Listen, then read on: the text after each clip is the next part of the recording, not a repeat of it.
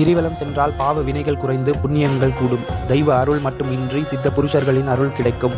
இயற்கையின் நல்லருளையும் நம்மால் பெற முடியும். கிரிவலம் என்றாலே அனைவருக்கும் நினைவுக்கு வருவது திருவண்ணாமலைதான். திருவண்ணாமலை கிரிவலம் தான் ஏராளமானோர் மேற்கொள்வது. இதனை திருவண்ணாமலை கிரிவலம் என்றும் அருணாச்சல கிரிவலம் என்றும் சொல்வார்கள். திருவண்ணாமலை தவிர பழனி, திருப்பரங்குன்றம், திண்டுக்கல், ரத்னகிரி, சோளிங்கர், வள்ளிமலை, பர்வதமலை, சென்னிமலை, திருமயம் என இப்படி மலைகள் இருக்கும். பல இடங்களிலும் கிரிவலம் செல்லும் வழக்கம் உள்ளது. ஆனால் எந்த வகை மலை ஆனாலும் நாம் கிரிவலம் மேற்கொள்ளலாம். திருவண்ணாமலை கிரிவலம் வந்தே அதே பலனை மற்ற மலைகளை வலம் வந்தாலும் பெற முடியும்.